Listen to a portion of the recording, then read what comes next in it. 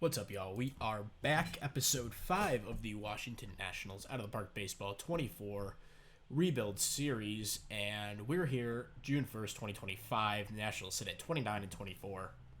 It's been a really good month of baseball, 2 months of baseball for us. I guess we should start with Paul Skeens, who has gained back some ratings here and got off to just an amazing start. Check out his April 1.35 ERA in 5 starts. May he's come back to earth, but still been really good. And overall, the numbers look really solid. And it's maybe I counted him out a little bit too quickly after last season, but yeah, he's coming around in his age 22 season. As for the rest of the rotation, it's been hit or miss. Nabal Chrismet, just coming off a Pitcher of the Month win for May. He's been really solid. Once again, it's 3 years in a row where he's looking like a really quality middle of the rotation guy. Walker Buehler got off to a tough start to begin the year. Check out his April, not great. In May, though, he has turned things around and looking like a really quality number 3 or number 2 starter. Then for the rest of the rotation, Sandoval split time between the rotation and bullpen. He's been good, mostly. He had this one really bad start, but if you take away that, he's been really good as a starter. His ERA is probably around 2 if you take that start out. Obviously, you can't, but yeah, things have been good. And Syndergaard got off to a really tough start, but has turned things around since coming into the rotation. We've had a few injuries. So Cade Cavalli went out pretty early in the year. He'll be back in about a week. I was playing some funny business with Steven Strasburg to start the year. I had waived and DFA'd him twice, adding him to the roster and DFA'ing him again. Then finally he got a small injury, threw him on the 60-day IL. And yeah, he'll be back in 3 weeks, but we'll put him on a rehab assignment and do the same thing. And try to not lose him off our roster. So if he retires, we don't have to eat this money. And then, as for the rest of the team, there's been a ton of other injuries. Pablo Lopez kind of did some phantom IL. Funny business with him, too. He was out for like 5 days. I put him on the 15-day IL. He'll be back in a week. But, yeah, he wasn't pitching too well. Danny Jansen went out for a little bit with a fractured finger. He was playing well before the injury. James Wood is dealing with an injury. I have him benched for now to make sure he doesn't re-aggravate it. Terrell Tatum came up, played 9 games. We've had some outfield injuries, so and he was really killing it. He got hurt, unfortunate. He finally got an opportunity and was playing well. Then Robert Hassel went out pretty recently, maybe about a week and a half ago. He was playing decent before he went out. I think that's pretty much all the major injuries. Cedric Mullins was doing pretty well, but he went out with bone chips in his elbow as well. Did Hassel? Yeah, same injury. So the elbow, doing some work to our team. But, man, the offense is up to 3rd in runs scored. We're 10th in runs against, but our pitching staff, our starters are 3rd in ERA. Our bullpen has just been so bad, though. But I think things have kind of stabilized. Andrew Vasquez got off to about as bad of a start as you can draw up. His April, he had an ERA coming up to 9. In May, it's been better, although the home runs have been an issue, but he's dropped the walks big time, and he'll probably stabilize do as well as he's done the last few years. Jacob Lopez has been good. Dylan Floro has been okay. He's been much better recently. Another guy who got off to just a miserable start in April. And then Jorge Vera is back with the team. He just had a really nice start. He had to do a spot start. Buehler was out with a small injury. Didn't want to IL him, so I had Vera come in, and he pitched 5 1/3 hitless innings. So he'll stick in the bullpen, and then Brian Wu's up just because of some injuries. Man, offensively, this has been fun. Let's sort by WAR here. So Luis Garcia, man, holy crap. His numbers really weren't looking like anything special. I guess April still turned out pretty well, but he wasn't doing really anything crazy. Start of the year he had a couple decent games, but he was kind of just hanging in there. And then, man, he started this stretch. See, he was batting 190 right here, and then 4-hit game. Then he had a 5-hit game and a 4-hit game, back-to-back days. And he's just crushed it and brought his average up to 302, 923 OPS. He's been awesome for us. And then C.J. Abrams continues to play well. He's lost a little bit of contact, but overall, he's still been a good player, on pace for 4.5 WAR. Still has defensive struggles at second, but we kind of have to deal with it at this point. We have nowhere else to really put him. Trey Lipscomb has followed up his breakout campaign last year with a pretty solid one. Playing a decent third base when we asked him to, and overall he's been pretty good. Caber Ruiz, he got off to a really hot start. I guess it doesn't really show, but he got off to a good start to the season. It's kind of fallen back, but still been a solid offensive player. He's been playing a bit more catcher recently. He's split time between there and DH. But he's been pretty good. James Wood, not quite able to follow up his really solid rookie campaign. He's been fine, mostly, but he's dealing with the injury right now. We called up Tavian Josenberger. He was a guy I really liked. We got him in the 6th round in that first draft. And he played really well in AA and AAA the last few seasons and to start this year. So I called him up, added him to our 40-man, and he's paid dividends in about 100 at-bats. 113 WRC plus. While the defensive numbers don't look great yet, he's hopefully our center fielder moving forward. And then Nicky Lopez been good with the glove. That's about all we're asking him to do. And then Antuna's playing a lot right now. He's been much better recently, and the ratings look pretty good. So I'm gonna give him a shot. We called him Mitch Garver because Jansen got hurt. Then Andreas Siri. Siri hasn't been very good, but he's a good backup to have. And then we just called up this guy, Frankie Tostado. He was playing well in AAA. We needed a lefty bat, so we called him up. And then Moses Gomez finally getting a shot for us here after a couple of really dominant years in AAA. And yeah, he's been pretty good in just a few plate appearances. So that's where the team is at right now. Tommy White also got a little bit of his ratings back that he lost. Still not looking like the player we drafted first overall, but he's up to AAA, got off to a really good start in AA, called him up, and he's been solid down there. So probably will make an appearance on the team around the All-Star break, I'd imagine. Depending on injuries and everything, of course. Then, some prospect check-ins. It hasn't been really pretty. We have a lot of guys in the lower minors struggling. Namala, I sent up to A after 2 years in rookie ball. He hasn't done too much yet, but still have hope for him. Jordan Susanna will be back in about 2 months from his injury. Elijah Green, doing pretty well in A-ball, holding his own, 21 years old. He's still young, and he's still got a shot to have a bright future. Armando Cruz in high A, not really hitting, but he's still got the glove. He's lost a little bit of range. We'll see if he ever makes the majors or anything. But, this guy Nigel Belgrave, really excited for him. He's just a reliever, but he got off to a good start in high A. He's now in AA. Could make an impact on our bullpen coming down the stretch if we're in the playoff hunt or something. So, yeah, we'll stop here. Update in whenever we have a big update or something. Okay, so it's July 1st, and I made a rule that I can't trade guys I just signed until July. So here we are, July 1st. I'm going to deal Pablo Lopez. He's probably not a bad pitcher, but he just has not done it for me. The last couple of games, he's gotten shelled and probably lost us a few of these. So we're going to package him with Michael Cuevas. Decent arm. Pitching well in high A. He's a 24-year-old, for whatever that counts. And who knows, maybe he could turn into something, but I'm willing to do this because I'm getting Reese Olson in return, who's not a nothing prospect. He's a good leader, and he's a captain. And I think as a reliever, he can actually play up pretty well. So we're going to pick up Reese. He's in his last option year, so he'll have to stick with the team next year. But yeah, we're gonna do this trade. The Lopez thing did not work out. Thankfully, we've got some returns from the other guys. Sandoval in particular has been pretty solid. And Syndergaard hasn't been bad after a rough start to the year. So where are we right now? We're 45 and 34. We've had a nice little run here. Check out our May and June. Like we're a completely different team after that first month. And a lot of that's just guys coming into their own. Skeens has had a really nice year.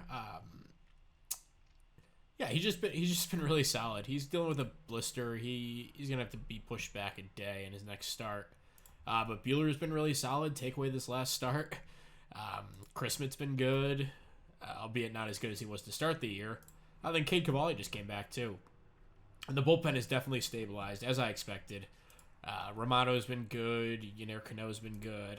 Cole Henry is making his reliever of the year case here. On pace for 3.3 WAR, 4.2 R WAR. Then you got Andrew Vasquez, who's come back into a good reliever. Dylan Floro, same story. Jacob Lopez has been good all year. So, and then the lineup's been pretty solid too. Moises Gomez, man, he went on an absolute tear right after I stopped recording last time. Check out his game logs really quick. He had a nice little stretch here where he's hitting a ton of home runs, getting a ton of hits. 26 years old, who knows? Maybe we might have found a platoon guy. It's not crazy that he could be a good hitter, but we'll take with the production while it comes. And then Luis Garcia continues to mash. 145 WRC plus on the year. Keibert Ruiz, 121. He's kept improving. He's kind of been a slow starter in most of these seasons now. And CJ Abrams, he's been good. Not as good as he was last year, but a really solid player still. Cedric Moulton's come back and played well. Jansen's been pretty good. Antuna's picking it up. He's almost back at a league average hitter. Then James Wood, I'm not going to put too much stock in these numbers. He was dealing with like an injury that just wouldn't go away. And I don't know. We'll see how he plays in the second half, but I think he's a better player than what his numbers look like. I eventually just stopped playing him after a couple of weeks of dealing with the injury, so hopefully he turns it around. Then Lipscomb has the bat's fallen off, but he's still playing a nice third base, respectable third base, and he's been a useful player overall, so maybe not a star or anything, but a good supplemental piece. And Jose Siri's been awful. Nicky Lopez has been bad at the bat, but good at the glove, so helping out the pitching there. So Tommy White, he's crushing AAA. He's probably about ready. So I kind of want to, maybe around the draft. We'll probably do it now, actually. Although we don't really have a roster spot for him, it'd probably take moving Siri. But I like his defense, so maybe we'll wait on White. There's no rush. We're in a good spot here to make a run here in the second half. So gonna sim a couple weeks up to the All-Star break, first year player draft, and we'll come back at that point. Okay, so we're up to the first year player draft here. We have the 11th pick, drop back 2 spots, but that's fine. Still a high pick, and hopefully a good draft. We'll see. So this guy looks like he's playing the majors right now. It's fun. Yeah, this is like the best case scenario. This is probably our last high pick that we have in this series. So, or at least unless we fall off a cliff. Man, this guy looks like a fun reliever. Jaden Stroman. It's fun. Okay, so we have the 11th pick. Let's go up to our pick. See who's still here. This reliever is still there. Grant Hussey is here. Yeah, he looks like he could be a really fun hitter. I don't know. He's a first base only type. Although, you play him in a corner outfield spot. He's a lefty, so it makes sense with him and White in the same lineup. But, it's honestly, it's funny because this is exactly what we need in our lineup because we are second in runs scored and 6th in home runs, but we don't really have like a big power bat. Like Luis Garcia probably isn't a 35 home run guy. He's probably a 25 guy, and I don't know if Keibert Ruiz can hit 30 home runs in a year. So really, we're missing a power bat. Maybe Tommy White's that guy, and he could probably play a good first base too. But Grant Hussey, he could hit 40, 50 home runs. I don't know if the contact necessarily in the avoid K's plays. That's the great question, but overall, that might be a dice worth rolling here. Especially because I've had a tough time with these high school guys so far in this save. A lot of time those guys are like complete dart throws, but man, I guess go back at some of the old drafts where they're taking the high school guys. Sorrell looks like a bust at this point. Pratt still has a shot. I actually haven't given up hope on him, but Cameron Johnson, I'm using him as a reliever only now. Namala's still got a shot. He's still a good prospect. But Josenberger was the first college guy we took in that draft, and he's played pretty well. Wolkow might be a bust. Who knows? Zion Rose probably is as well. Jake Cunningham was just a bad pick. But yeah, I've had pretty good luck with the college guys up to this point. So I don't know. Maybe it's worth just going for the guy who can play in the majors right now. I'm gonna go off camera though, look through these guys and come up with a couple names and make a pick when we come back. Okay, so I think I made my decision. I don't feel great about it, but I think it's the best choice. I think I'm gonna go with Hussey here. It's not. We just picked. I know we took a first baseman last year.